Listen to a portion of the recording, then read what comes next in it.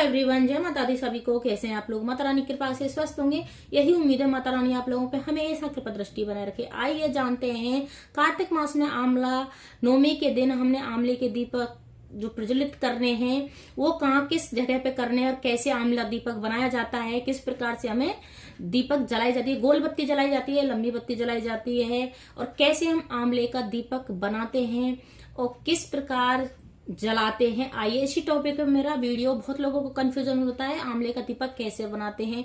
वैसे कार्तिक मास में आंवले का दीपदान का बहुत बड़ा महत्व होता है। वैसे ये एकादशी, नवमी और पूर्णमासी को कभी भी जला सकते हैं, पर कार्तिक मास में इसका ज्यादा महत्वपूर्ण फलदायी होता है। माता लक्ष्मी को और विष्णु भगवान को खुश करने के लिए आंवला का दीपक जलाते हैं। अब आता है टॉपिक के आंवला जैसे आसपास में नहीं होता है बहुत लोगों के पास, तो दीपक किस जगह पे जलाना है। तो इसी पे भी मेरा वीडियो है कि कहाँ कौन कौन सी जगह पे हमें आंवला दीपक जलाना है। वैसे आपकी सामर्थ्य है, वैसे आंवले का दीपक 5 तो जलाना ही चाहिए। अगर वैसे 5 नहीं है, 9 भी, वैसे आंवला नवमी के दिन 9 दीपक का विधान है। अगर 9 दीपक जला रहे हैं तो बहुत अच्छा है, नहीं है 5 जला सकते हैं और ज्यादा जला सकते हैं। जिसकी जैसी सामर्थ्य उस हिसाब से आप जला सकते हैं, पर इस बात का विशेष ध्यान रखना है, आंवले के पेड़ से आपको तोड़ के खुद को नहीं लाना है, क्योंकि आंवला नवमी का जब पूजन कर लेते हैं, दीपदान कर लेते हैं, उस तब आंवला तोड़ा जा सकता है। जैसे देवउठनी एकादशी को हम गन्ना पूजने के बाद गन्ने की खेत की कटाई होती है, उसी प्रकार से आंवला नवमी का होता है। तो आपको आंवला अपने डायरेक्ट तोड़ के नहीं लाना है। कहीं आसपास आपके आंवला का पेड़ है और उसमें आंवला लग रहा है और आप तोड़ के ला रहे हैं, तो इससे पाप लगता है। ये नहीं करना है, मार्केट से जाके खरीद के लेके आ जाना है। अब आता है कि हमें किस प्रकार से दीपदान करना होता है। तो हमें दीपदान 30 अक्टूबर को करना है आपको, क्योंकि जो हमारा नवमी तिथि लग रही है 10 बजे से प्रारंभ हो रही है 30 अक्टूबर को, तो 12 बजे से पहले पहले पूजा कर लेनी है।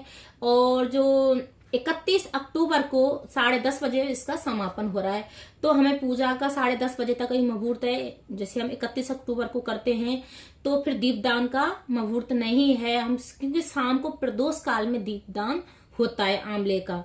तो हमें अब आंवले का जो हमें दोनों तिथि 30 अक्टूबर को ही मिल रही हैं, तो 30 को ही करना होगा, क्योंकि आंवले का दीपदान प्रदोष काल में शाम के टाइम पे किया जाता है आंवला नवमी के दिन। तो फिर कैसे करते हैं आइए जानते हैं। सबसे मेन चीज होता है, हमें एक प्लेट ले लेनी है, थाली ले लेनी, जो भी है आपके पास वो ले लेनी है। प्लेट में हमें हल्दी से या पीले चंदन से स्वास्तिक बना लेना है। फिर एक आंवला 5 ले लेने हैं और उसमें हमें मतलब दीपक बनाना। तो दीपक कैसे बनाते हैं इसी मैं बता देती हूँ। तो हमें जैसे ये जो डंठल होता है, डंठल वाला भाग हमें थोड़ा सा कट करना है चाकू से, जैसे इस प्रकार से।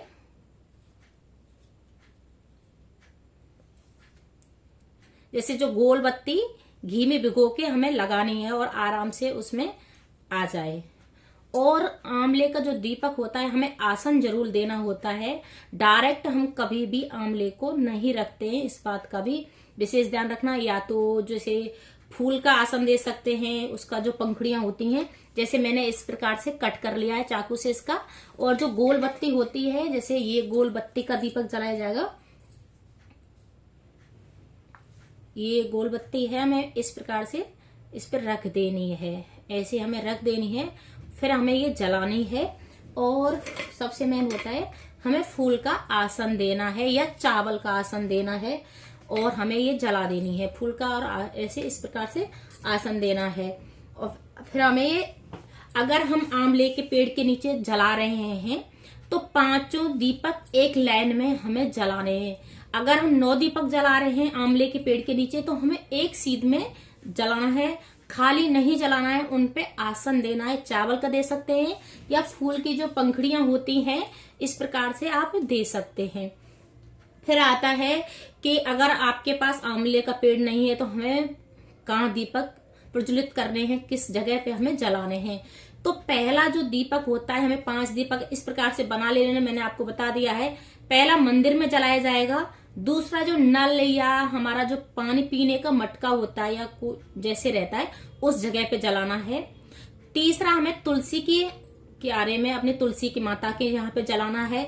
चौथा, हमें आकाश को प्रज्वलित करना है, खुले में रखना है आकाश का। और फिर जो पांचवा जो होता है, जो आंवले का दीपक, हमारा जो मेन गेट होता है उस पे जलाना है। तो पांचों दीपक अगर आंवले का पेड़ नहीं है तो इस प्रकार से आप जला सकते हैं। अगर आप बहुत ज्यादा प्रज्वलित कर रहे हैं, बहुत ज्यादा जला रहे हैं, तो ऐसे जला के और 9 दीपक आंवले के पेड़ के नीचे जला सकते हैं, या 5 दीपक आप आंवले के पेड़ के नीचे जला सकते हैं। ये आपकी सामर्थ्य के अनुसार है। फिर आता है, जैसे आंवले का दीपक अगर हम प्रज्वलित करते हैं तो हमें स्वर्ण दान के बराबर आंवले का दीपदान को माना गया है। अगर हम दीपदान करते हैं आंवला नवमी के दिन तो बहुत ज्यादा फल मिलता है। आंवले का स्वर्ण दान के बराबर महत्व है इसका, तो छोटा मोटा भी महत्व नहीं है। और इसका बोला जाता है कि अक्षय नवमी भी बोला जाता है, और जैसे आंवला नवमी भी बोला जाता है, बहुत जगह पे अक्षय नवमी भी बोला जाता है, तो कंफ्यूजन बिल्कुल ना हो, 2 नाम है।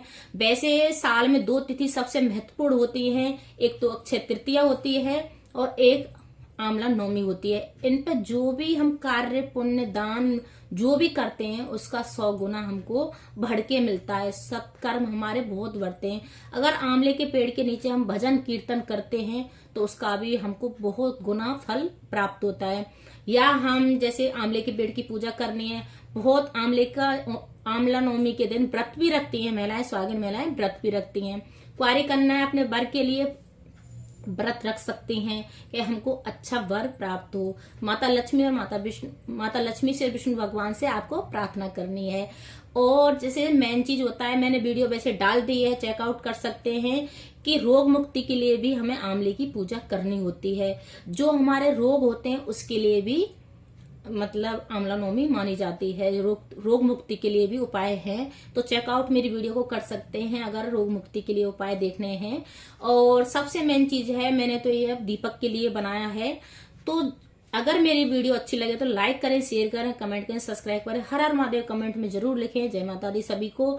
और मेरी वीडियो अच्छी लगे तो फॉरवर्ड जरूर करें। जय माता दी सभी को।